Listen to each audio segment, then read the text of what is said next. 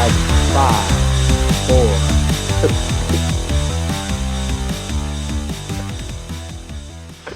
4. Okay, so here we are. We're the Scoreboard Addicts podcast over here. I'm Nick. With me, as always, Anthony Rook, and TJ is hammered. Good evening, fellas. How are you today? Not bad. How are you, Nick? Another day, another $50 in the beautiful state of sobriety. It better not be water in that red Solo cup. Definitely not. I mean, come on. Can you put water in a red Solo cup? I don't think that. It's blasphemy. You put whatever you want in a red Solo cup. No, you can't put water in a red. I mean, there better be some Cuddy water in that cup. If you're gonna put some water in there better be something in there. All right, boys. Well, I'm doing good. It's good to be back here again. Always good. New edition, second episode here. This is fun. I enjoyed it last time. I did too. So let's hopefully let's just jump into things, right? I didn't like whoever did the editing called me a moron at some point. I don't know what that was about, but it felt personal. I don't know what that was about. Somebody wrote you fucking moron on my fucking face. Really? Watch the edit, man. Somebody wrote you fucking moron on my face. Funny. Whoever did that rules. It felt personal. All right, well, let's jump into it. We're going to start this time with the NBA because obviously last time we kind of ran out of time and we wanted to kind of just go back over our respect and love for Russ Westbrook because I think he's an incredible ball player. I think he's, this generation's like one of the best point guards. Obviously, people are going to fight over Steph Curry and Chris Paul, but I think the numbers he puts up definitely is incredible. Let's say, wait, you're giving that face already. I don't know who. I'm in my head. I'm going 90s, and I'm trying to think. I'm talking about 2000s. No. I'm trying to think of somebody comparable, and I'm drawing a blank where somebody that was that influential at that position because Steph Curry's pretty much only good from three land. I mean, what did Westbrook pull down? Well, recently? So the list. So let's go over that. Just in the last week, Russell Westbrook has actually broken 2 records. So the first record he broke was that he was the first player ever to have 50 assists and 50 rebounds in a 3-game span, which is pretty impressive. And then he broke Oscar Robertson's, what they once called the unbreakable record of 181 games with triple doubles. He's now at 182. That was when he broke it. I don't know if they played recently. I might have missed it, but he might have been at 183 at this point. And just to break it down, the historical aspect of it, Oscar Robertson did it in, I believe he played 14 seasons, 1,040 games. Russ Westbrook did it in 100 games or less in 13 seasons, and he also had a COVID season last year, which he might have done it faster. I mean, the games is still there, but he might have done it, within 12 seasons, maybe, possibly, probably not. But I'm just saying, just think about how that was a shortened season last year. But not only that, but they had a break, didn't they?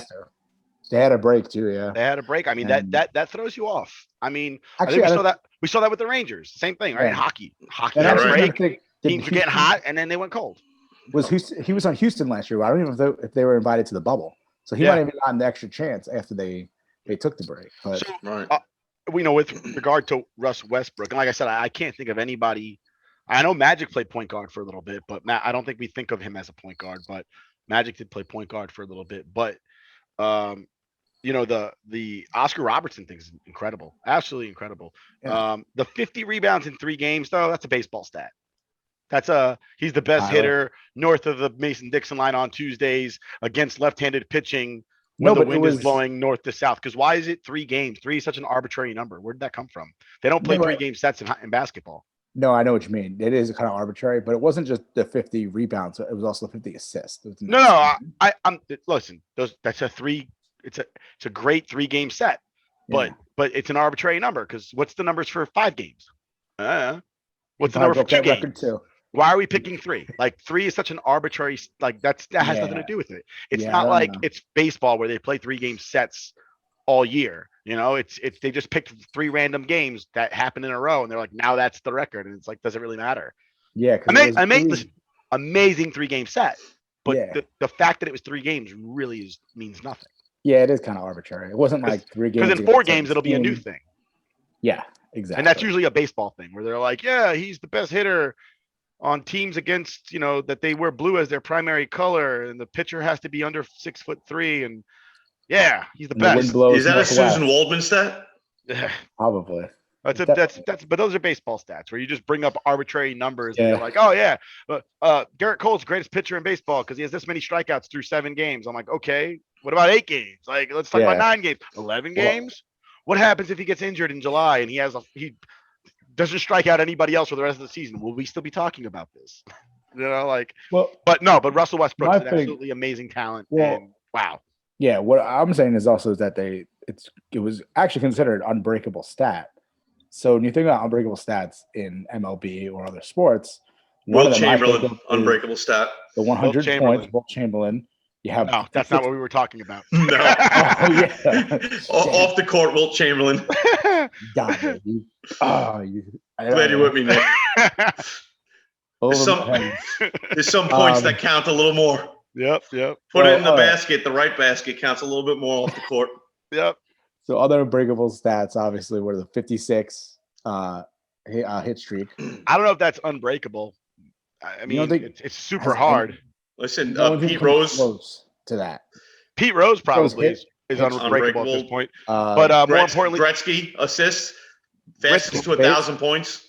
Ripken games played. That'll never happen. These guys can't play 3 games straight without freaking getting a day off. This guy played stolen base too, Nick. There's another one.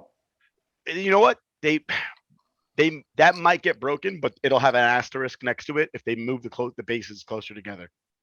Oh, but that's it'll have a big star next to it, but it could happen because they're trying to promote stolen bases. They're limiting the amount of pickoffs down in the minors. So they're trying to push stolen bases. So I mean, it could happen, but Cal Ripken he'll be the Iron Man forever. These guys can't play 5 games in a row. Well, they don't play day-night doubleheaders. They always sit. They play 7-inning doubleheaders. Who was the last guy? Who was the last guy to play 162 games? Did anybody play 162 games? Not last season. I remember, who used to be really good at before he actually got hurt was Prince Fielder. He'd play 150 to 160 games a year. I mean, when you're that fast, you don't move that. He plays first base too. It's kind of hard to get injured. Hey, he could move though. Remember how he got the inside the park home run that one time? He was chugging along, man.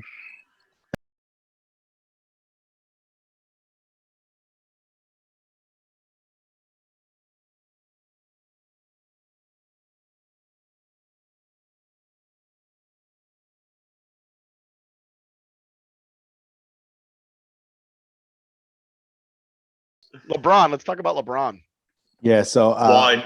Another one. Yeah. I mean, I don't agree with this one, but this one might get TJ fired up because this is LeBron James' claim that it is harder to win a championship in the NBA than the NFL. No, not even close. And when you have pussyfoot and NBA superstars that are like, "Ow, I rolled an ankle. I have to come off. I got to get out of this NBA Finals. I can't deal with the playoffs because I rolled an ankle." Man, the fuck up. How many finals has LeBron James been in? He's been in almost 10 or more than that now. On how many different teams? Lakers, Cavs, Heat, and then the first time with the Cavs. Yeah. So Tom Brady has the most Super Bowl rings and appearances in the NFL right now, right? How many teams did he do it on? 2. And 1 year, and 1 was the first year. So in basketball, all you had to do is get your 2 best friends together, and you'll go to the finals every single year. Because that's what LeBron's done his entire career. In the NFL, you actually have to have a full team. More importantly, you got to have a full healthy team.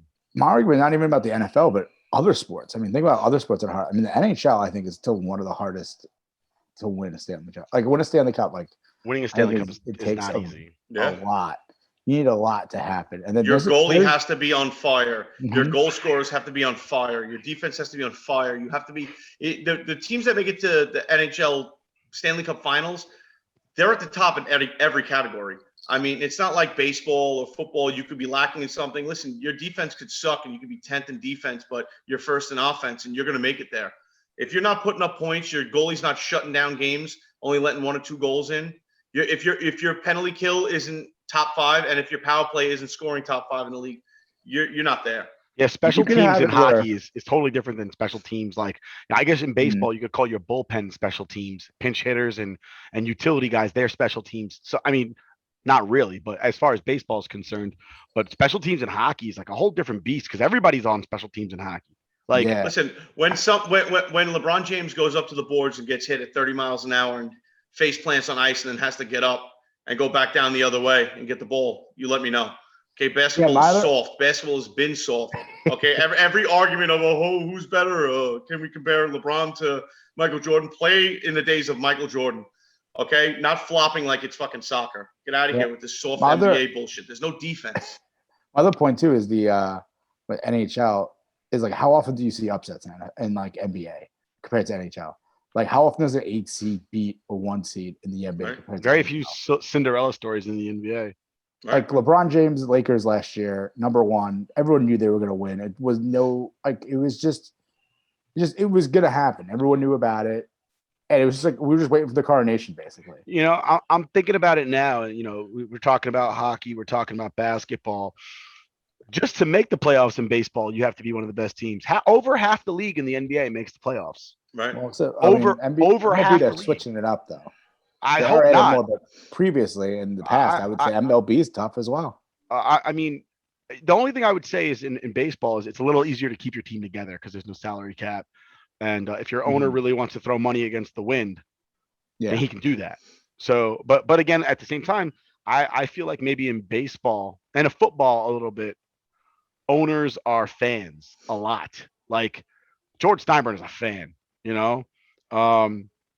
The Rooneys, they're fans, you know. They want their teams to win because that's the same thing with the Maras. They're fans. That team is their family. They don't have other ventures. It's not like, you know, Jim Dolan that owns MSG and he's getting money from Ringling Brothers and freaking every single time the Piano Man wants to go play there, he's getting money off of that shit too. So, you know, in baseball and football, there are some families that own franchises, and it's like, look at the Packers; they're owned by the fans. Like, Right. you know, it's. I would also say it's roster personal. side. It's very roster personal. size.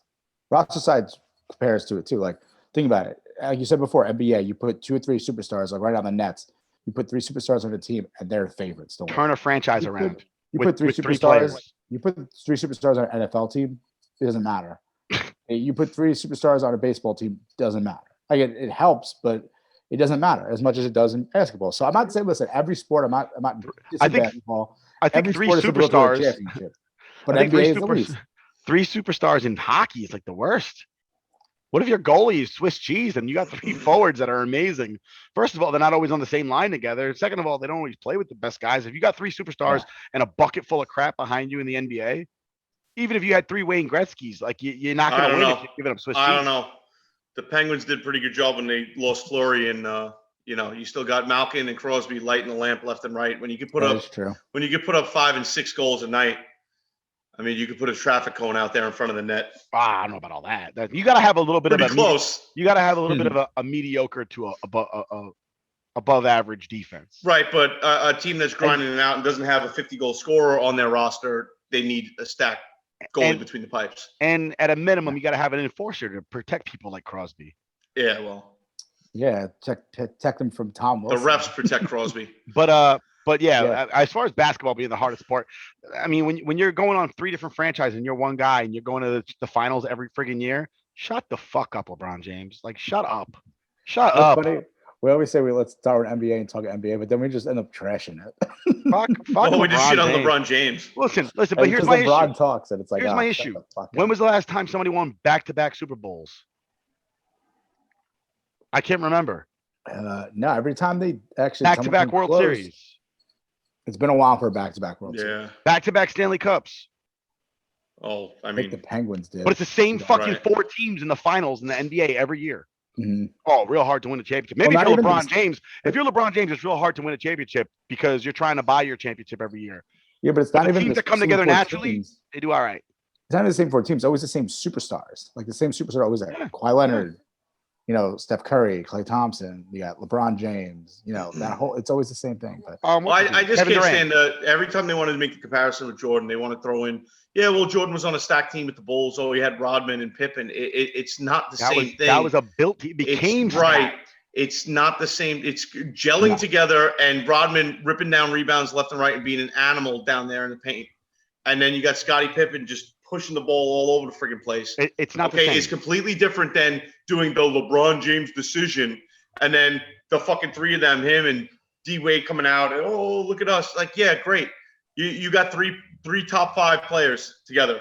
Yeah, and you act like you're not supposed to win. Every time you lose, you should be ashamed of yourself. Counselor, what's that called when people plan things together to like circumvent the law? Conspiracy. Yeah, collusion. Conspire together. It's called collusion. No, that too, but conspire. They can basically conspire together to bring championships to themselves. I honestly think it hurt. If you happen to be a franchise that is the benefit of it, obviously, if you're a fan of those, like if you're a Brooklyn Net fan, you probably love the fact that KD teamed up with Kyrie and James Harden. And they're once the three of them are all together, they don't actually. Yeah, but you know what? I'll give them this. Nobody knew what Harden was going to be. Everybody in the NBA was like, "Oh, he gained like 30 pounds. I don't think he moved up and down the court." He's wearing a fat suit. And I don't think anybody knew what was going to go on with Durant after he hurt his leg. Right. But they still haven't even really played together because Durant always extra time off, and then Kyrie has whatever the hell's going on with him, and James Harden's been hurt for the last I want to say a month. But I will say this: I have more respect for the Knicks going out there and making the playoffs this year than I do for the Nets. Yeah, I do want to. I was actually just pivot to the Knicks because this is where obviously my head goes because we love New York sports, but. I actually went to bed the other night upset, like really upset about a Knicks game. Like I can't remember the last time I got upset with a Knicks loss. Because it happens all the time. When what's his name was on the team, they lost to the Lakers. When Lynn Sanity was on the team with what's his name with Landry. Oh, Landry Fields. Landry Fields, yeah. They used to do the book. Let's read the books. Take the glasses out. Yeah. That was the last time I got upset about Knicks games, and then I kind of just was like, I'm done with this. I'm happy for New York fans with the Knicks because you know what? Yeah. The people, the Garden faithful that go there and pay top dollar, and for years now of watching the shit product they put on the court. Yeah. And I'm not trying to downplay them or try to say the people on that team didn't try, but they were outmatched in every sort of way. The Knicks couldn't get anybody here that was any sort of value, at least anybody that would stay on the court and actually produce. Yeah. And except Julius Randle. Yeah. And you got the fans that went there every game and paid hundreds of dollars to watch them lose. And it was always a packed house. And you know what? They deserve to see good basketball, and they got it this year. And I'm happy for them. I'm super happy. I listen. I'm a big supporter of the Knicks. If I had to pick a team to watch, I'm watching the Knicks. I wouldn't call myself a Knicks fan because then at that point, I think it's an insult to fans that are diehards out there every day watching them win, lose, whatever. I agree. But I agree with you. I'm happy for them. I actually, you guys know I have a Earl the Pearl signed Knicks ball in my office. Nice. Oh, wow. My cousin Jason, right? Shout out to Jason. He hooked me up. He hooked me up with a signed ball from Earl the Pearl. That's awesome. Right before I went overseas. Yeah, what I was saying before about I stayed up late. It was a Lakers game. They're playing Lakers. LeBron didn't want to play because he was afraid of the Knicks defense. It was against AD. And it went to overtime. First of all, the Knicks defense this year is incredible. It was an overtime game. They lost 101-99 in an overtime game in the NBA. How the hell? That does not happen often. That's hurtful. And it does suck because it wasn't. They did lose a close one. And it was a tough loss, but they had a chance. They gave up the lead. Yeah, they had two shots at the end. But that's amazing. They clinched the playoffs though, even despite losing that game. And then the next day, I think the Celtics lost, and they were able to clinch. So and that's another thing I love about Knicks fans because all they were sitting there and saying, "We just want a playoff team. That's all we want." Yeah. Realistic. We're not right. Us as Yankee fans, we're spoiled. It's World Series or nothing. Don't waste our time with another ALCS. No, we want World Series. From the Christmas ESPN, they asked Cody what he wanted. All his little wish was. Little boy's wish was just the Knicks make the playoffs. I saw that the other day. Just make the playoffs. And he was so unhappy in that picture too, because everyone probably laughed at him when he said it. Shout out to that kid getting his wish. Yes. Yeah, Cody. Cody, next time. Knicks making your dreams come true. Yeah, dreams come true, buddy. But here's to Cody. Yeah, cheers to Cody. but more importantly about that Knicks game, right? What's the final on that? 101-99? Yeah. When's the last time you saw a team a score that low? Yeah, that's what I'm saying. It was overtime. And that's why we It went talk into about overtime. and that's why we talk about LeBron and Jordan. I mean, how do you compare the two when LeBron's team is dropping 150 points a night? All right. When Jordan, in his generation, they played defense. If you saw somebody score 110, you were like, wow, they lit it up tonight. Yeah. If somebody scores 110, you're like, what happened tonight, guys? We were just listen. It's a softer league, dude. When's the last time you saw somebody go up for a dunk and get absolutely punished? Drive the lane. Yeah. Never. Nobody gets punished anymore. You give somebody a dirty look, you're getting a freaking technical. Yep. Yeah. All right. Well, enough with the Knicks talk. Enough with the NBA. I think we did pretty good with the NBA. But We gotta have somebody on that's a basketball guy to get passionate about this shit. Yeah, I gotta get Corey on. Shout out Corey. Shout out to Corey. As Nick always does. So moving gears, since we're in that season of the playoffs with NBA and NHL, let's go into NHL and talk about some of those. Well, we have the weird Fugazi playoff bracket, but I guess TJ, let's go into it. I know you're excited about this.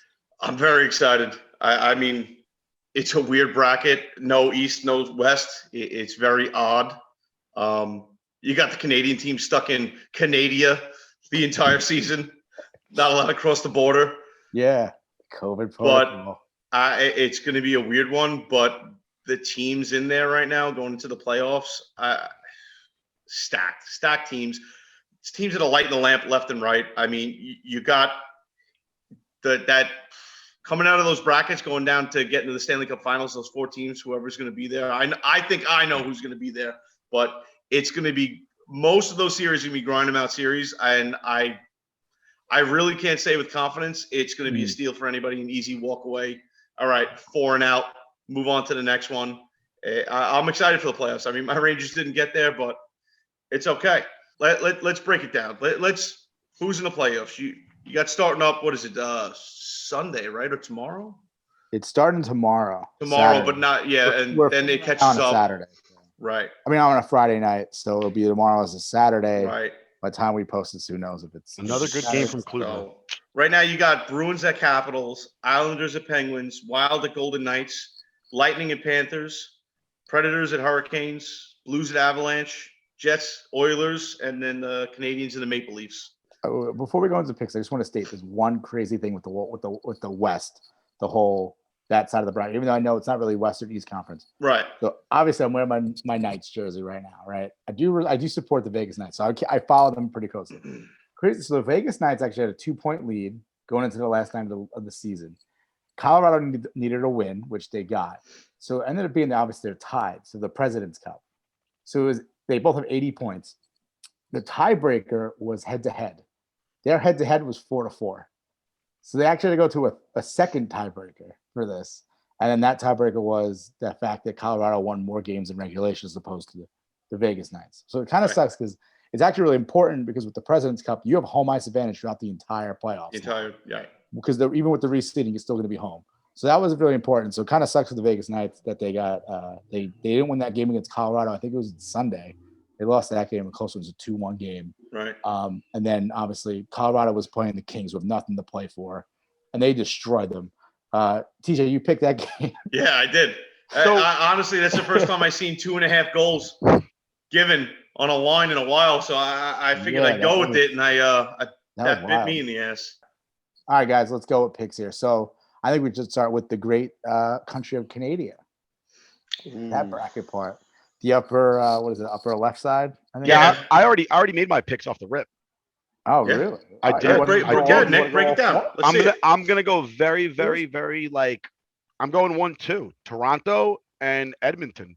I'm going with Toronto just because fuck the Islanders and Pajama Boy can win as many Stanley Cups as he wants. just so I could say fuck you to the Islanders fans. And Edmonton, I mean McDavid, man, I stud. It's he's special, man. Yes. I almost got emotional. That kid is special. That kid is something else, man. So and who wins? It's tough. It's tough betting against that kid. But who comes out? Who's coming out of that bracket? Who comes out of that?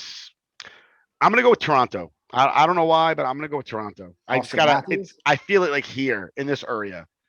I I don't know why. I don't know. I'm with you. I also have the Leafs coming out of there, out of that bracket. I think they got it. You know Leafs, what eh? happens, guys? Look, this is always gonna happen. You guys always like to agree on everything, and I'm always gonna be the contrarian.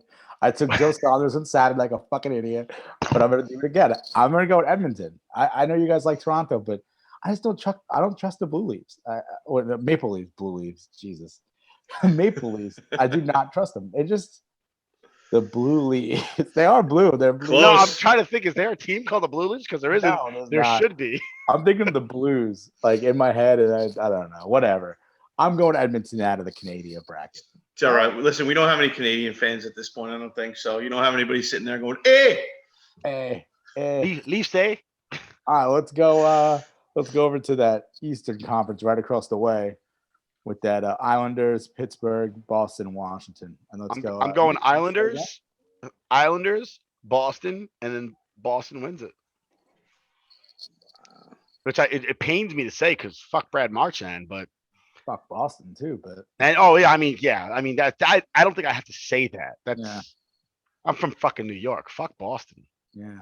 But I think they're gonna win that bracket. You know what? I'm gonna put TJ in the spot. See if he goes the same way. I'm gonna think. I actually do like Boston coming into this. I was actually gonna say Boston would in the East, but then I realized this COVID-19 protocol would mess it all up. So I do like Boston coming out of that bracket as well.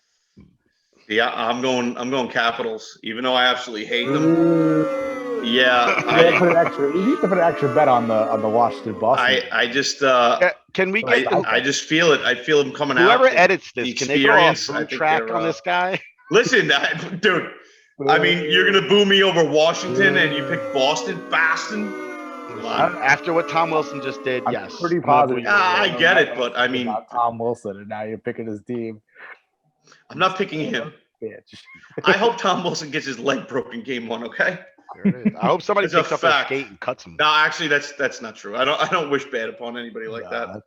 All right, so let's go back to the left side over there. I don't know. What do you say? South? Is that South? I guess it's South. They're all Southern teams. Right. I'm looking at it. So, all right, Southern bracket. Nick, start us off. I'm going Nashville and Tampa. Going underdogs here. Nashville and Tampa. Tampa to win it. And I just changed my mind as I was about to say it, I was like, Tampa to win it. I don't know why, in my head, it's still St. Louis, he's hasn't been on the team in like 8 years, but Yeah. I'm going with that anyway. I love Listen, Marty. I love seeing the Panthers back in the mix, but I think the Hurricanes come right out of there. I think they put up some big points. You think they bring the Zamboni driver in to play goalie? They might, but I think they're on the path to getting out of that bracket for sure. You know what? I'm going to agree with TJ on this one, only because my nephew said that my nephew's a huge Ranger fan. He's very disappointed they're not in the playoffs, and he said Smart kid. his team was going to be Carolina that he was cheering for, so I cannot root against him. I'm going to go with my nephew on this one with the Carolina Hurricanes. Isn't your nephew 6? He just turned 6 actually in April, yeah. So. Smart, man. This is who we're taking our betting advice from. It doesn't matter. He's a hockey fan. He's already far ahead of everybody else. This is my brother-in-law's son, so this is it's not little David. It's Okay. Jackson. Okay. Shout out to Jackson. Jackson. Shout out to Jackson. Like he loves hockey. Like I'm telling you, shout out. Cheers. No, he really does love hockey. He like his birthday was we got him all like he was wearing Ranger slippers, Ranger hat. Like he watches hockey. He knows he was naming players that probably I don't even know who they are on the Rangers. Like that's how Love it. Loves it. And he was like, we were talking to him just recently. I spent Mother's Day with him, and he was saying how he's like, he's like Carolina's one of the best in the league. I'm going with them. They're going to win the Stanley Cup. So it's like, all right, I'm going with them. I'm going with them on that one. Absolutely. All right. Last but not least, that I don't know. What would you call it? I'll go first. This is the West. Let's go, baby. The Vegas Golden Knights. Here. Wow. All you need. I'm going. I don't need to dissect this. I won't play your games, sir. So do you like the Knights? I do. Vegas Golden Knights coming out of that bracket. I think if the Avalanche just upset me with my last bet over the Kings, I got to go Colorado. I think Colorado's playing some solid hockey, and They are. I don't see any way they don't come out of that bracket. Now- I could be dead wrong, but I mean, I think Now- that power they're coming out of there, Very no problem. Out of all these brackets, right? I'm looking at the Eastern one is nice. It's nice, but being Easterners, we see these guys, especially this season, And being Ranger fans, we have a visceral hate for them. So all the time. No, but what I'm saying is, if That's it. Colorado plays Vegas at that next bracket, that's a series to watch. And I'm gonna pick Vegas. I'm with you, Rook. I'm with you. I'm Wow. picking Vegas. I'm with you, Rook. Wow. Are we doing another bet on that? I didn't want Jeez. you to be the contrarian, like Yeah. I didn't Doing want you to be another out there bet by on it? yourself. But Here's but the that's thing. a series though. That's a hell of a series right there. Yeah. This is the thing too about this is that we're getting a lot of really good playoff hockey early on. When they do, Fantastic. Good hockey, eh? Hockey. it's going to be great. I think the first 2 rounds is going to be incredible hockey, and then, I mean, obviously the finals is going to be good too. But it's just we're going to get it early on. Like we're not going to get none of these sweeps, like you said before. It's not going to be Right. sweeps. Not going to be anything like that. It's going to be hard fought. A lot of game 6s, a lot of game 7s. Hopefully, I don't. Obviously that's not. I think the Colorado Avalanche are going to be upset they Rockies? ever played shinny with the Las Vegas Golden Knights, eh? So now that we talk about the good in hockey with the picks and playoffs, we got to talk about the disgustingly bad, which is the New York Rangers right now on the end of their season, firing the president, the GM, and now the coach and David Quinn. So Well, that's not a loss. I mean, goodbye, Oh, well. David Quinn. It doesn't bother me at all. What bothers me is Brian Leach resigning from his role. That hurts. That hurts. That does You know hurt. what? I'll say this about David Quinn. There are certain people that they can move you in a direction, and it's not a bad direction. But when you're trying to get to the end of the map and they can only get you halfway there, it's time to cut. It's time to cut and go. And David Quinn, I think he underestimated chemistry because we get in different lines every single night. And I think this applies to a lot of sports. Chemistry is important.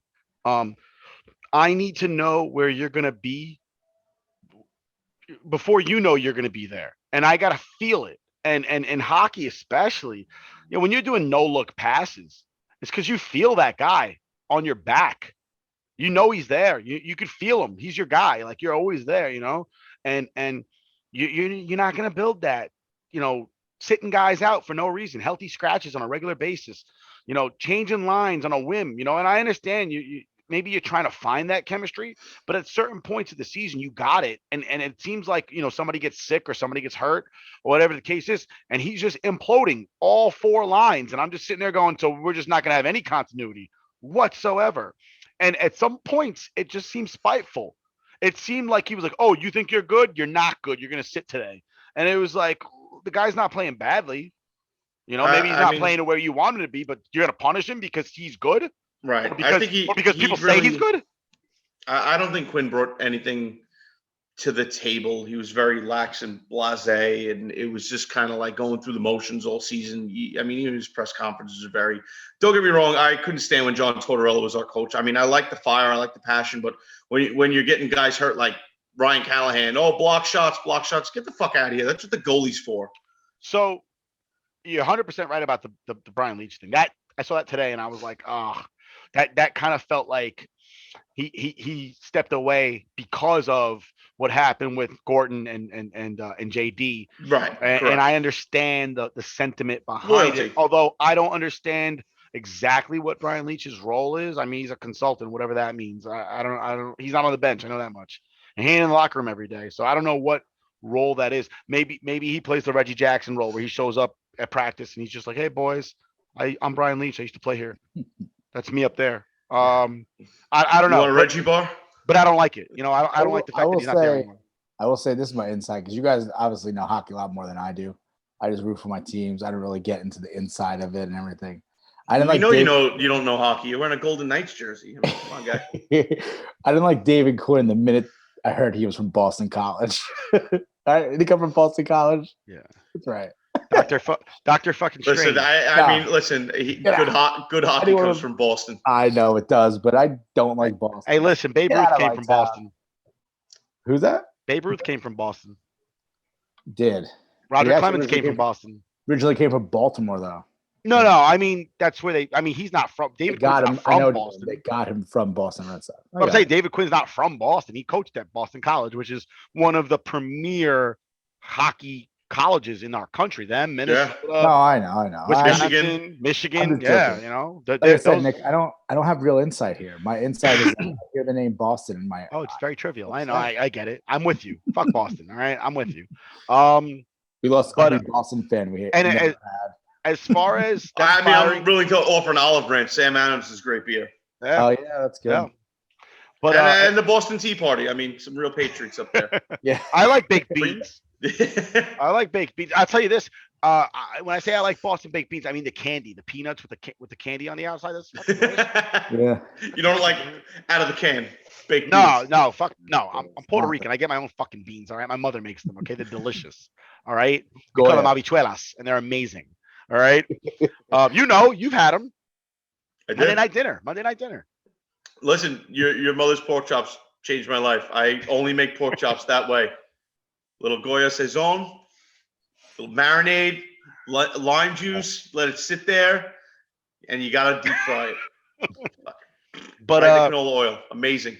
As far as Gorton going, JD going, listen, I don't like to see them go, but if you hear why, you kind of got to say, like, you got to go. Like, when the owner's coming out and Dolan wasn't wrong. If he's coming out and he's saying, listen, I'm standing up for my guys, fuck the NHL. I'm gonna pay the fines. I don't give a shit because there's something gonna be done about this. And you got your front office guys saying, like, well, we really trying to distance themselves from fight. You. Like, I mean, it's one team, one fight. I can't have executives. And it would be different if Dolan was wrong, it'd be different. But he's not. He's not. The NHL dropped the ball, and somebody needs to say something. Yeah. And they're sitting there going, oh, but they're doing the old Canadian thing, right? Where you punch a Canadian in the face, and they're like, oh, I'm sorry for getting my face on your hand there. And the NHL punched the Rangers in the face, and Gorton and JD were just like, oh, sorry about that, NHL. We didn't mean to upset you with our players getting in Tom Wilson's way, eh? And Dolan, as much of an asshole as he is, he went full asshole. I was like, fuck you, NHL. And I'm a New Yorker. I'm an asshole. Fuck the NHL on that one, and I support 100%. that. I mean, 100%. I am not a Dolan fan. Anybody named Dolan, whether they own MSG or the Cleveland Indians, they are fucking south. All right. In what world, in any sort of job where the head honcho comes out and makes a statement, and you try to say, "Oh, we're not part of that. We're not with that guy," get the fuck out, then, dude. You don't have to agree with it. They could have sat there and been like, yeah, well, whatever. It's your $250K that you're going to spend to pay this fine. And that's it. They could have just been quiet about it. But they didn't. They openly told other executives, like, what are we doing? Yeah, right. I would say something needed to be said, and Dolan said it. And I love the statement. And he's 100% right. I mean, I don't think there's anybody in hockey that disagreed. No. Listen, you had a unanimous, everybody except the Capital fans, like, fuck Tom Wilson. That guy's a dick. Go back to the meme, the Islanders and the Rangers. That's right. So what do who do you guys have ideas for replacements for David Quinn, or you're just gonna whatever happens? I like the conversation about Messier, but it's probably inappropriate. Yeah, it's not gonna happen, and it seems like the Rangers aren't. You think Chris Drury's interested because he's been around, but I mean, Chris Drury coming in. Chris Drury's a good hockey guy, regardless of. I mean, kind of a waste of money as a player for the Rangers. Yeah. I mean, but he is a good hockey guy. He it's not like he wasn't a part of that role anyway. He was under JD, and he knows what he's doing. I'm okay with it. As far as coaches go, I'm not sure. I mean, personally, look at the guy from the Knights. I personally like to see them bring up somebody else from college, somebody with a little fire, somebody with a little passion. Bring up Knobloch. He did great when he was with us. It's true. He did great. The players looked like they were fired up when he was coaching, and they know him because he's there coaching the minors. Right. And that might not be the wrong answer because he knows these guys. He worked with them. They got to the pros working through him. Right. You know, so maybe Easy bringing him up- transition. maybe bringing him up is familiarity. He knows the personalities. He's earned a little bit of their respect. Absolutely. You know, I mean, it's not a lot to ease into. And again, he had like a 8-game stretch this year. Right. They did pretty good. They I think did. it was 11 days and like 7 games or something like that.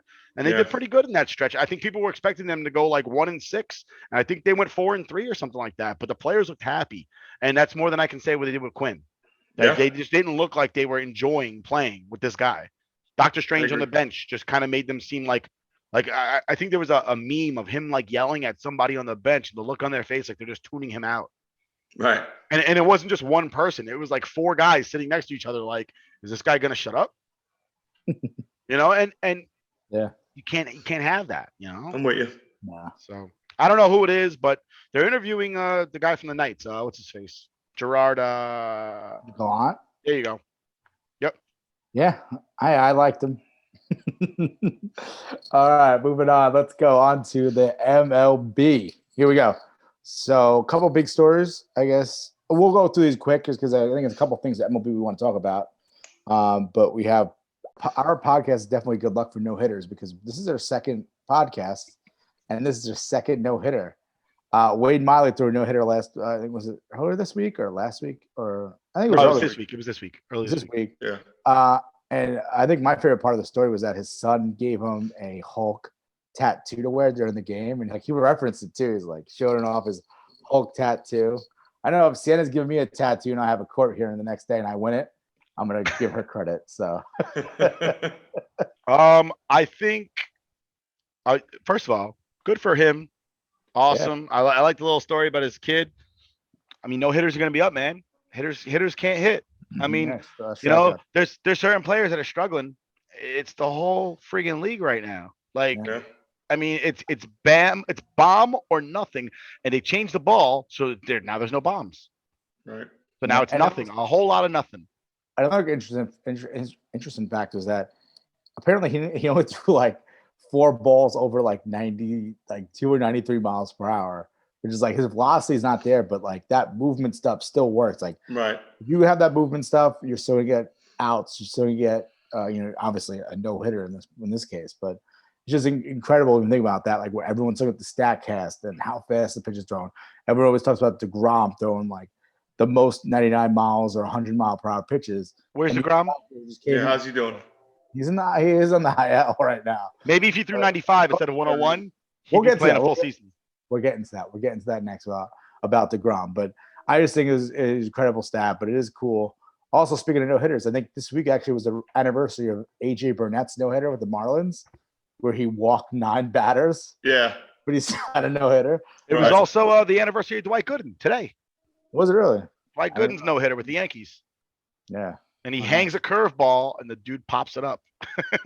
He hung it so bad too, right down the pipe. And the guy, and Dwight said after the game, he was just like, "Yeah, 99 times out of 100, he hits it out of the park. He popped it up to I think he popped it up to the shortstop, third base, something like that. Was that 96? Yeah, it was 96, right? 96. But Dwight Gooden's a great grandfather. He's 56 years old. I bet you still throws harder than us. Yeah, wow. That's an insane stat too. Great grandfather, 56. I think he's 56. He's 50. He is 56 years old. He's a great grandfather. That's a whole lot of bad decisions. Quite a few generations of people. What is it like? We're all gonna have kids at 18. Yeah. Jeez. So, Jesus Christ. I don't ever want time to relax. Yeah. Love hearing children cry. Yeah. Oh my God. Well, speaking of DeGrom and his injuries, let's go talk about the New York Mets. They were the red hot New York Mets winning 7 straight. They just lost tonight to the Tampa Bay Rays. That was my pick for tonight on Friday night. So that was a good one. Actually, my pick was actually wrong. I think they only won by a run, but I had a feeling they would win that. Anyway, on to the Nets injuries. Obviously, we said DeGrom is hurt already. He's in the IL. They said it was precautionary reasons. They wanted to give him the break, but who knows? But plus, we get rotation help for the New York Mets. We have Carrasco looking to come back soon, and Noah Syndergaard. So that's another issue with the New York Mets. And Noah Syndergaard's kind of going off the rails there with that like holistic bullshit, training or whatever, saying he's getting grounded by the earth, going out into the beach, putting his toes in the sand, and that's supposed to help him become a better pitcher. The bird used to talk to the ball. I mean, you would think these Met pitchers would learn from what happened with Matt Harvey, who thought he was Mr. New York and bigger than the town, and out there on social media and getting caught at a Yankee game and in the limelight, and it blew up in his face. And it seems like Noah Syndergaard enjoys the limelight, Stroman too. Yeah, and it's gonna blow up in your face. You're on the Mets. It's gonna blow up in everybody's face that's a Met fan. It happens every year. Okay, I was born in '87, so I never experienced a decent Met team, and I hope I never do in my lifetime. That's not fair. 2000, they had a decent team. They didn't win their division, but they went to the World Series in 2015. Yeah, and what happened? They lost to the Royals. Yeah. What happened? Lost to the What Royals. happened? I remember that telling my Met fan friends, as a Yankee fan, I'm happy for you guys. Enjoy it. I hope you guys win. And getting told, you don't get to enjoy this. It doesn't matter that you're from New York. You're a Yankee fan. Fuck you. I remember and they lost, and I laughed so hard. I was so happy. I remember after that World Series, they re-signed Cespedes to a 5-year deal, and I was telling my old boss that was a mistake. I said they should never give him more than 3, and he was like, Cespedes is better than every player on the Yankees, to include Sanchez and Judge. But last time I checked, Sanchez and Judge are at least still with the Yankees, and they get paid like bottom dollar salary. And the Mets had to pay Cespedes for 2 years that he didn't even play. Actually, 3 years he didn't even play. What was he, riding horses and golfing, right? Yeah. So broke his leg chasing on my old phone, I had that conversation saved for about 3 years, and it said, "I guarantee you, Syndergaard, Wheeler, and Matz will be on the disabled list by June." All 3 of them were on the disabled list by June. I was like, "Wow, I'm good." I know. Actually, Harvey was still on the team that year. I was like, Harvey, Syndergaard, and Matz will all be on the disabled list by June, and they were all gone by June. I was like, and the Mets will be out of the playoff race. I was like, and you won't make the playoffs again until at least 2020. Good call. Yeah. All right, well, moving on from actually not moving on from the Mets, but Francisco Lindor finally hit a home run. Wow. Finally getting some hits. The same thing happens to the Mets. Listen, if you sign a long, big deal with the New York Mets, you're guaranteed to be just shit. Who was the best free agent they signed in the last 20 years? Jason Bay. No. Oh my God. Said no one ever. Right now, we're talking about this. I shout out to Chris McCormick, because he's probably crying somewhere. Cheers, Chris. Sobbing over his computer screen right now. Why would you say such things to me? You called me out on the internet. I honestly think the best Met player in like the past 10 years is Cologne. At least he showed up. Okay, he brought entertainment. He piped a fat guy home run. Yeah, I mean, who doesn't like to see a fat guy home run? Always had a smile on his face. And you know what? Guy trot. Yeah, and the guy pitched his ass off and was pretty decent with average stuff at 88 miles an hour. Yeah. My favorite I loved it. Home run call with the Cologne is when Keith Hernandez just goes, "That is the longest home run shot I've ever seen." Laboring. He's on bases and he's just laboring. Who was the best free agent signing the Mets have had in the last 20 years? Jed Lowry. No, I'm joking. I'm just thinking the worst one. Jed Lowry barely played for the New York Mets. Everyone's like, "Oh, they signed Jed Lowry. He could do second base, outfield. He's gonna be great." The guy broke his leg. Got hurt. That's the best thing that ever happened to him, because he didn't get stuck with the Mets. Yeah, he didn't get stuck with the Mets. They released him out. I don't think it was on a 1-year deal anyway, but Christ. It was. But the Mets don't have good luck. They take Hall of Famers right now. Oh, they traded for Stroman anyway. But they have Hall of Famers that they sign as free agents, and they're trash. Roberto Alomar, garbage. Pedro Martinez, garbage with the Mets. Tom Glavine, garbage with the Mets. Moving on to another New York team, we have the New York Yankees, who have had a pretty good weekend. 2 walk-offs in the Bronx against the Nationals. They were able to save that one game against. They won the game from against Scherzer. Scherzer was dominating. Yeah. They were able to somehow. Glaber got the game-tying hit and the walk-off hit. And then he got COVID for his troubles. for his coach must have gave him too close of a hug. Yeah, definitely. The New York Yankees are still continuing to win. They finally won a game, a series in Tampa Bay, which has been a while, even though they have that Fugazi stupid rule that pisses me off. When I don't think anybody likes it. It shouldn't count. It should be an out. It's it. And then it ends up being a freaking double. I can see. No, I wouldn't say an out. It's a foul ball. Yeah, that too. I'm okay with that. Foul ball. It's not in play. How about build a fucking stadium maybe like an extra 3 stories taller? I will tell you this right now. I will never have the Tampa Bay Rays could win the next 30 World Series straight. I will never respect them for as long as they play in that piece of shit stadium, okay? It's disgusting. It's an embarrassment to the sport. It's embarrassment to all sports. There is not another team in professional sports that plays in a warehouse of a stadium that is just fucking gross. Like that place is an abomination. I don't even think you could set it on fire because the fucking asbestos in it wouldn't allow it to go up in smoke. All right. They're the only team in Major League Baseball that still doesn't have a retractable fucking roof. Yeah. Analyze that. What do you think is worse? They're the only ones that still play on turf like that. What do you think is worse? Tampa Bay now or back when, what was it, Oakland used to play on the football field and it was just like No. The Phillies played at the Vet. Right. And the Eagles had to play at the same time, and the other team, the Vikings, refused to play because they put the carpet over the baseball parts, and they were like, "This is soft. What are you, crazy?" I take the Vet over fucking Trop every day of the week and twice on Sunday. Fucking Tampa Bay. All right? I'd rather tear my ACL and die on the field in the Vet with real fans than play in fucking Tropicana Field where Yankee fans are sitting there out cheering my fans every day of the week and twice on Sunday. Fuck the Trop.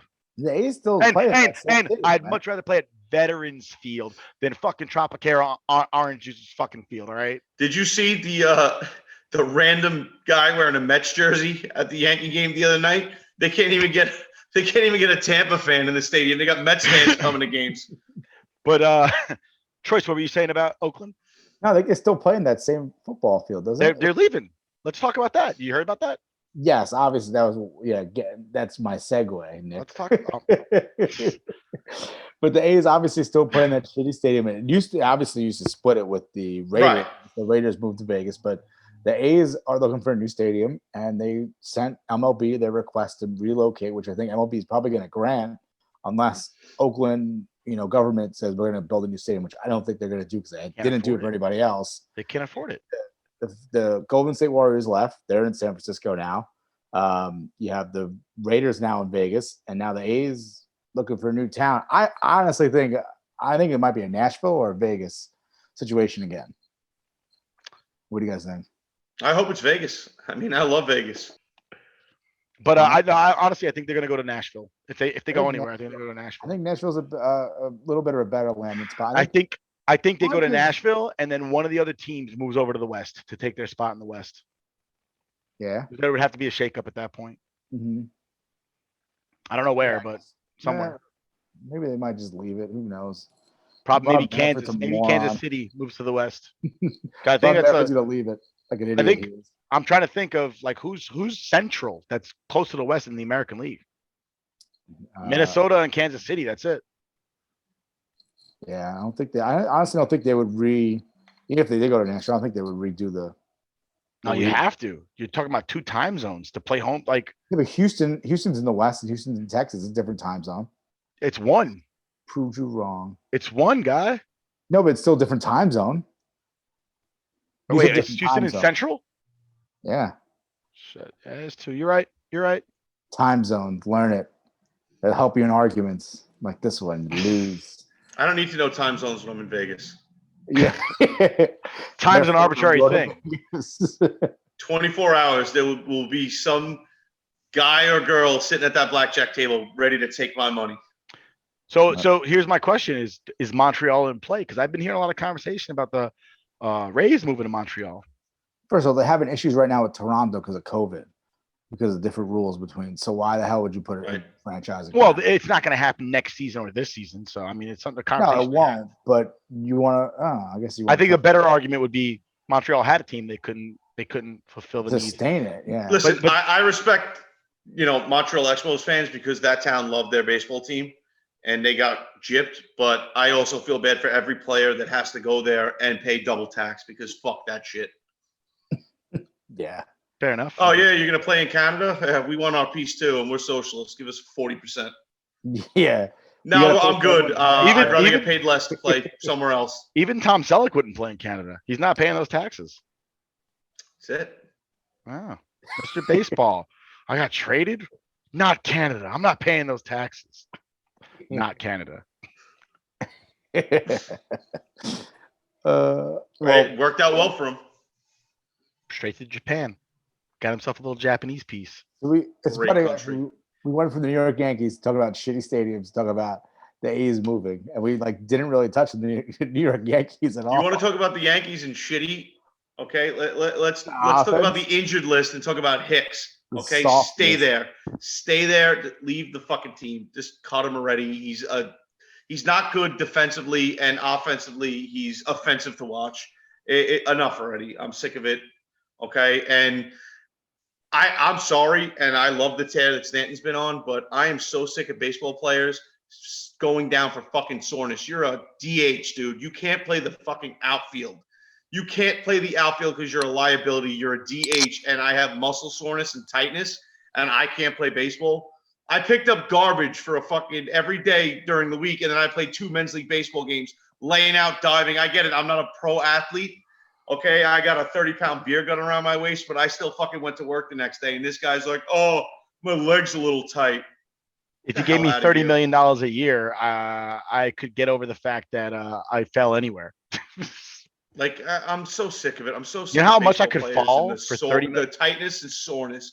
Okay, I get it. You baby the pitchers because it could you go in the wrong arm slot because your arm is a little sore, and then next thing you know, you're getting Tommy John surgery because I get it. You baby the arms. Okay, but a fucking DH, we're babying my muscles sore. I mean, I get they play 162 games a year, but I mean, that's your job. You're getting paid to play baseball, and all you have to do is swing a bat 3, maybe 4 times a game. Like, that's just ridiculous. I'm sorry. I actually like Stanton, okay, and he's a tremendous athlete, but a guy that's big and that jacked, you think he could get over a little soreness? TJ, I mean, if you're that jacked, and I learned this the hard way working out with you back when we were in good shape, you're always in pain every day. Like if you're going to the gym every day, there is not a day of your life where you are not sore. Build. Like my friend Gary, who's a trainer, shout out to Gary. I asked him when I first started going to him, I'm like, so yeah, I'm real sore. And he's just like, yeah. And I'm like, is there ever a time where I'm not going to be sore? He's like, no. I'm like, so let me get this straight.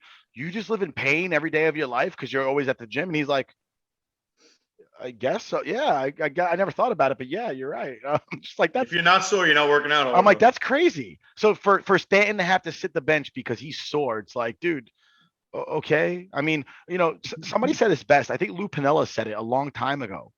Lou Piniella said that the reason the players get hurt all the time now is because they don't have an off season. They're working out all day long. Lou Piniella was like, I played like 15 years Major League Baseball. I was on the disabled list for 14 days my entire career. You know why? Because when it was baseball season, I played baseball and I worked out accordingly. And when it wasn't baseball season, it was beer drinking season, and I just sat down and drank beers. Yeah. He's like, you can't do that. Your body's a rubber band. And the idea of pulling a rubber band all year, it's going to snap at some point. And that's why you see so many injuries are so much more prevalent today than they were 40 years ago. And on top of that, you look at pitchers, look at DeGrom. Maybe if DeGrom didn't throw 100 miles an hour every fucking pitch, and every so often he threw 95, he wouldn't be injured. I wouldn't say that Roger Clemens couldn't throw 100 miles an hour.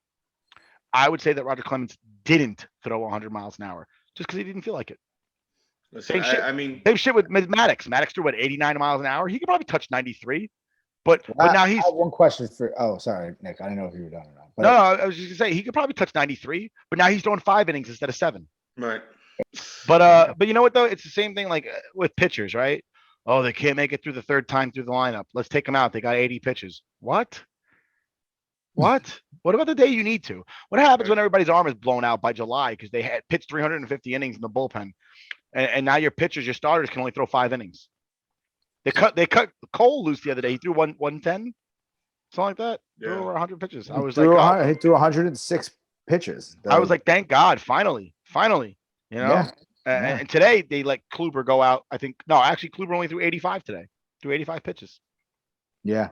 You know, and you know, I'm not saying make him go out there and throw 120 pitches. I'm just saying like make the guy do his fucking job. He's getting paid for a reason. And I'm not saying like, you know, I'm not saying he's not doing his job. What I'm saying is that you can't go to the bullpen every fucking night. You know, like it just doesn't work that way. And then you're seeing people get exposed lately, right? The Yankees bullpen blew the lead on Sunday. Right? Michael King got rocked last night, and so did what's his face? Whoever closed. Say again. Oh, they're talking about the starter. No, Tyon got banged up as well. But I'm saying is nine runs. He didn't give up 9 runs. Would he give up 5? No, he gave up. Yeah, he gave up 5. And then King comes in and gives up another 3. Yeah, it was tough. All right, so let's get into the NFL. Starting off with, I guess, happy reasons about why we love the NFL and why we're happy about the NFL right now. One is the NFL schedule. So I haven't really looked at all the games. I know there's a ton of games. The NFL schedule came out this week. You know, prime time, big deal. NFL doing it up for just a schedule release. No games, just a fucking schedule release. So I don't know. What do you guys gotta say? I haven't really looked at any of the games, so. So I think as a Jet fan, the only game I looked at where I was like, ooh, that's interesting is Jets Panthers to start the season off.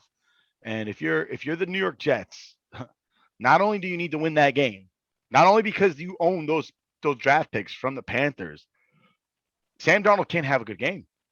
Sam Darnold cannot have a good game if you are the New York Jets. They better go sign Steven Nelson or freaking Richard Sherman or something. Sam Darnold cannot. You can get run over by Christian McCaffrey every day of the week and twice on Sunday.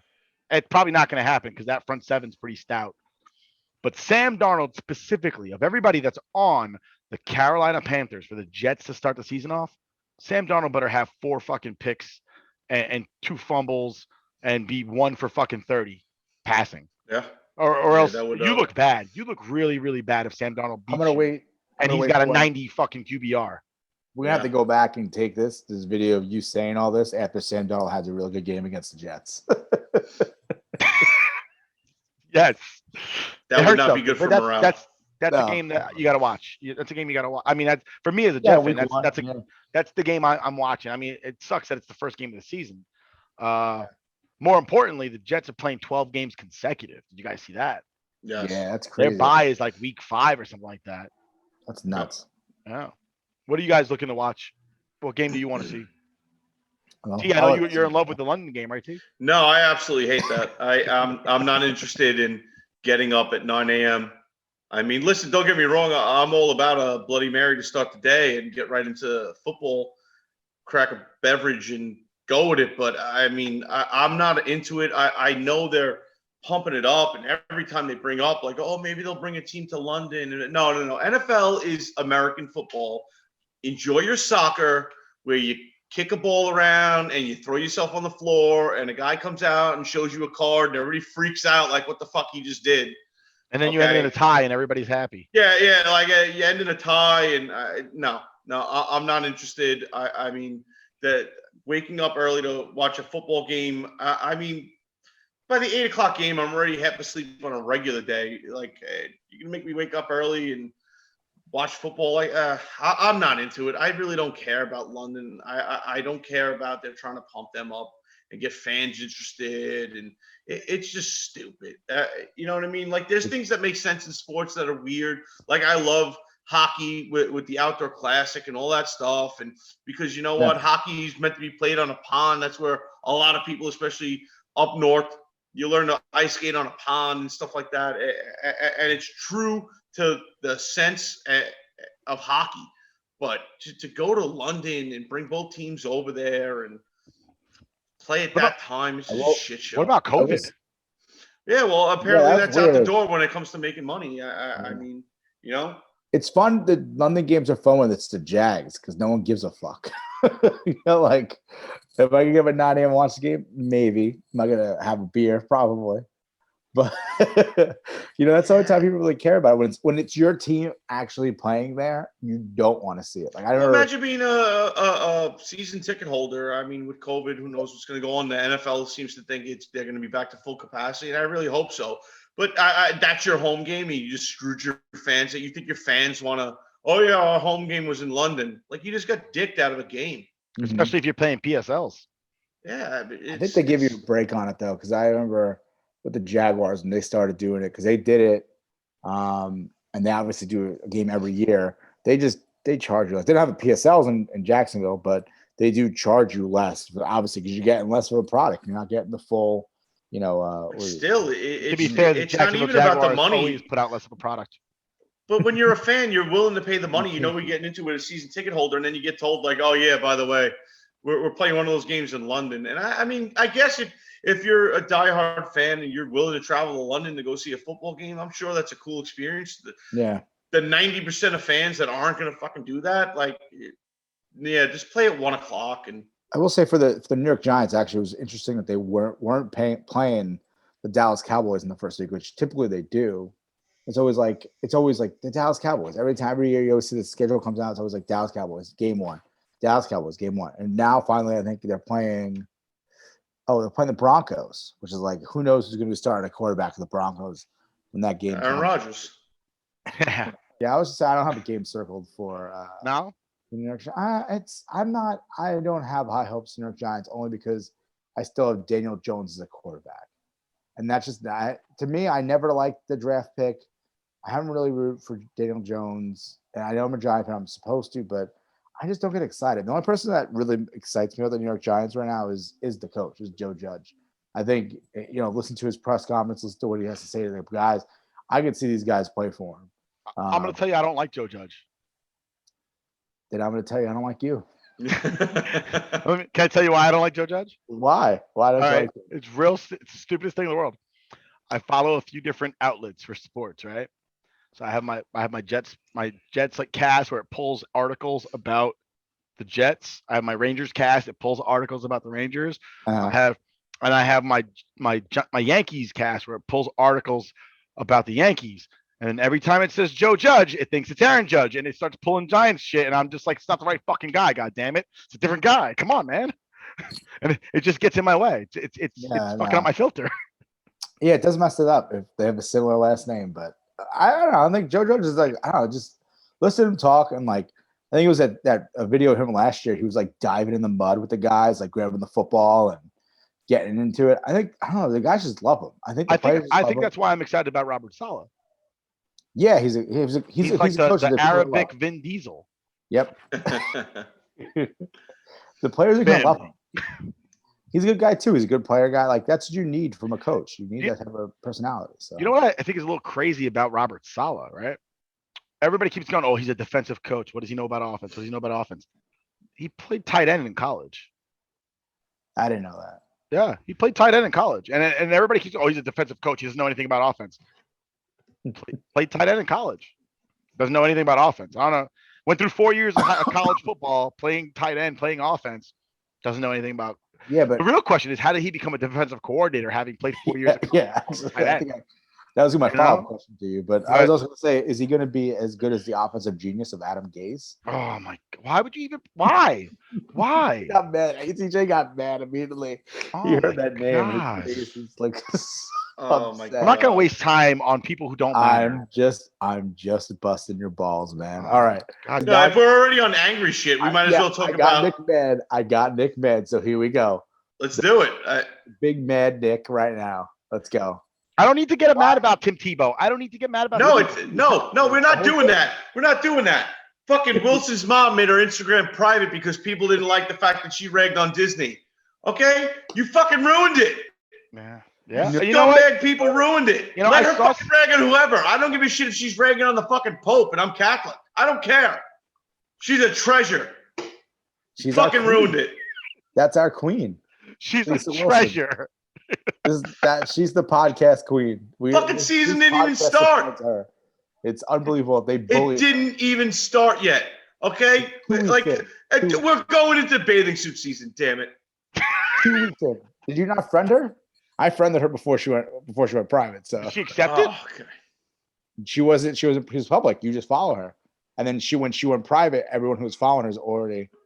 Well, I don't have IG anyway, so it doesn't even matter. You guys don't, but don't worry. The podcast does. So everyone follow us on Scoreboard Addicts Pod on IG, and then TJ, Nick, you guys can sign into the account, and then you guys can see. Yeah. Actually, you know what? It's actually she actually annoys me on Instagram only because she's one of those people who like. I know you guys aren't on Instagram, but basically, like when you do a story, they give you like how long it takes. She has like these little bars. If you guys knew what I'm talking about, it'd probably be funnier. But like she just does so many stories that the little usually the bars we do like one or two. It's like I know what you're talking about. Coco does the same thing on Facebook. It's like this small, and there's like 30 of them, and I'm like, I don't have time for this. Oh no, there's always time. How are you? Yeah, seriously. There's always time. What are you doing that's so important? Because there's nothing good there. It's just her like motivational, trying to amp everybody. Mute, watch, done. What are we doing here? I'm not going to fucking Lisa Wilson for fucking life advice. You think I go to roses outside and I stare at them because they got good things to tell me? No. I'm going to go look at roses because they're beautiful. That's all they're there for. You don't look at beautiful pieces of artwork and go, man, this is really speaking. No, it's eye candy. You're there to watch. That's true. I guess we're going to just sit there and watch for like a half hour. Just little mini. Yeah. And just clap and appreciate what we have. I would literally sit there like this, like. And then when it was over, I'd be like, it's over. It's over. 30 mini little stories like that big. It's better than nothing. It's actually pretty crazy because I'm wondering what my life was like before her. That's probably the quickest someone's been bullied into a private Instagram account. For something so silly, like imagine like, oh, you can't run down Disney. Like, oh no, you can't go after the billion-dollar corporation. Like, come on. Are you kidding me? Why would you mask that face up? Why would you mask that face up? Fuck Disney. Yeah. Wow. If anything, you want her to take that mask Disney. off. Yes. Shame on Disney. Yes. Dude, two things. Bring Cinderella out, bring Ariel out, bring all the princesses out, and then have her stand there and watch who takes pictures with who. The fuck out of here. That's our queen. Don't dare. Two things soon to be established for this podcast. Our podcast queen is Lisa Wilson, and our podcast king is Sean Avery. That's it. Yes, absolutely. That's the best kingdom to live in. Sean absolutely. Avery, Lisa Wilson. That's fucking it. You know what? Though? I'm not willing to call Lisa Wilson a queen. She's princess. She's the princess. No, she's the queen. She rules. No, she's not. She's like because the queen in Disney is always evil. She's the princess. The princesses are the good ones. Queen Elsa's not evil.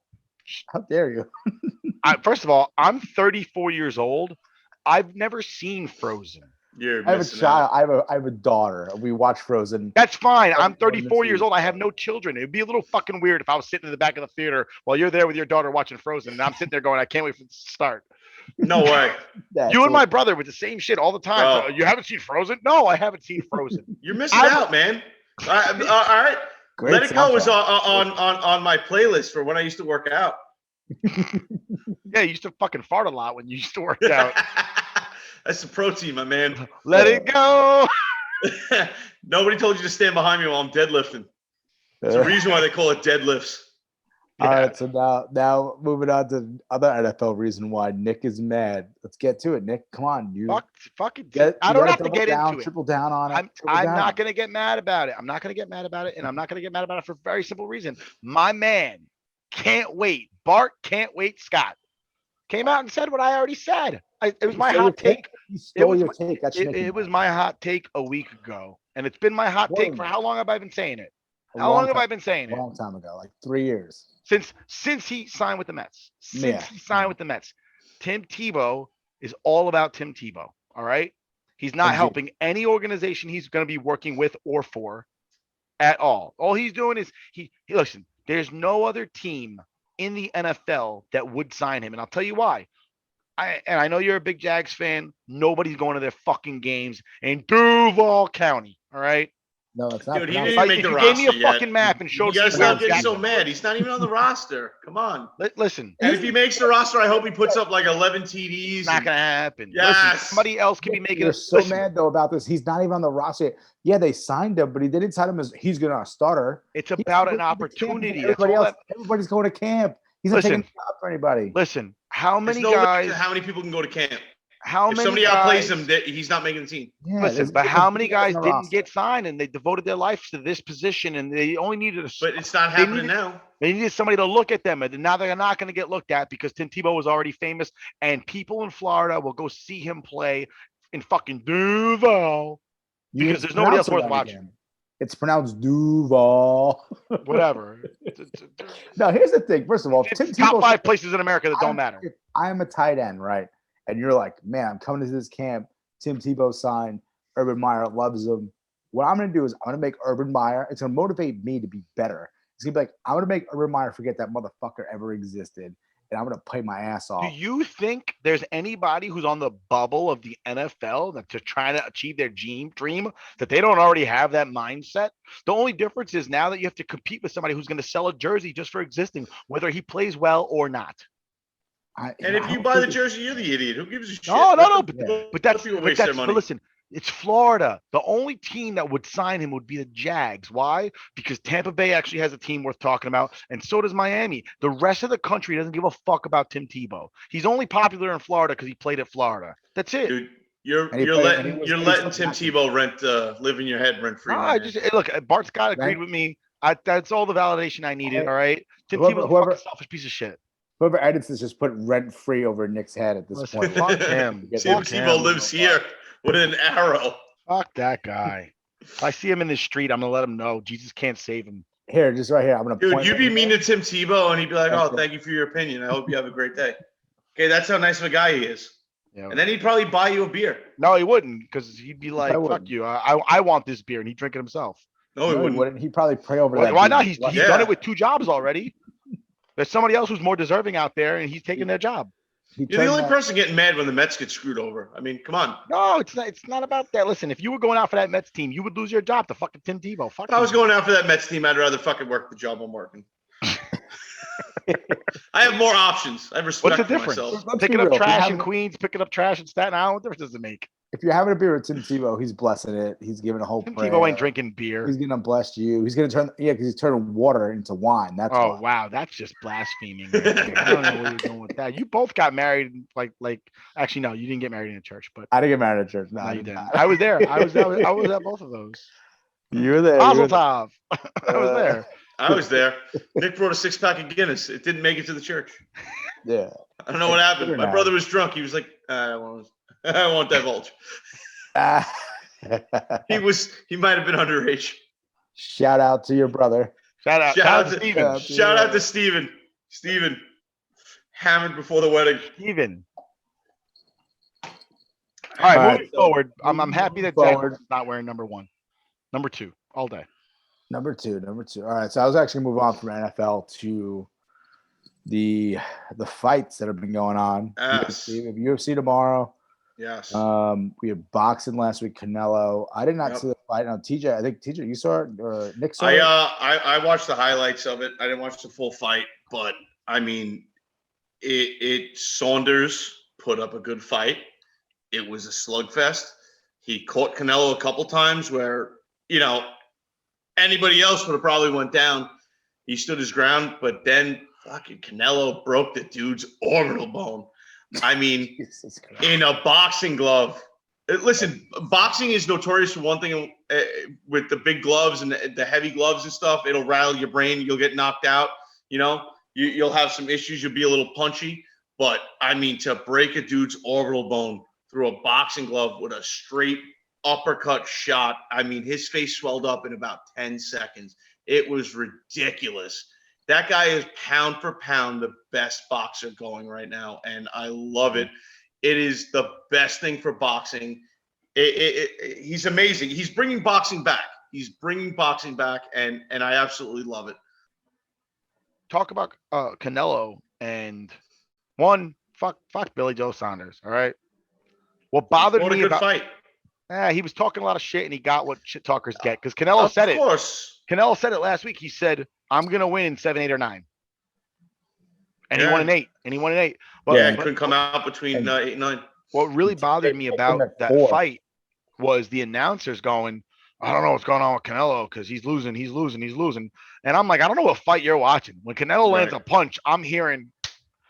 When Saunders throws his little Mayweather fucking taps, like, I mean, listen, I like boxing in a sense that I like old boxing where I don't watch boxing to watch points. Being a defensive boxer is not a fucking thing. That's like being a smart dumbass. That's not possible. Okay. When you're a boxer, I am paying to watch somebody hit the mat hard. Yeah. And 100%. Canelo's landing his hits and you can hear it. It hurts. And Saunders is dropping these little baby taps and he's getting points. And I guess if it went the distance, he wins. But if you know, when you're standing there looking pretty and you just lost a fight and your opponent that just won the fight can't see out of either eye because you punched his face in, but he won by points. I guess if the boxing world wants to say that guy won, then that's okay. But I disagree. And I thought the most impressive thing about the whole fight was after the fight, before we know the extent of Saunders' injuries, Canelo does the post-fight interview and he goes, "I broke his cheek." Like, how hard you got to hit somebody to feel through a glove their face cave in? Real hard. I mean, he goes, "I broke his cheek," and that's how I knew I won. I knew he wasn't coming out because I broke his cheek. Your face doesn't swell up like that in 10 seconds for a regular punch or a bruise. I mean, he did damage. I mean, his whole face was just like, "Ow, man." Yeah, it rocked him. And it wasn't as bad at first, and then it got but you know what? If you watch the slow-mo, it's just Saunders is moving into that uppercut, and it was just all power straight to the cheekbone, biorbital bone. See you later. But I guess that was Canelo's strategy because he was picking his shots, and they were all impactful. None of his shots were little glance shots. None of his shots that he was taking a swing was he trying to get points. He was trying to knock him down. No, listen, even his body shots, he's trying to hurt. Oh, it hurt. It hurt. I wouldn't want to take him, and I outweigh both. No. But what else we got, Troyce? I actually think that's pretty much it. Actually. So from us over here at Scoreboard Addicts, we thank you for staying with us. Please remember to like and subscribe, and we'll see you real soon. Good night. Good night, guys. Take care. Stay right.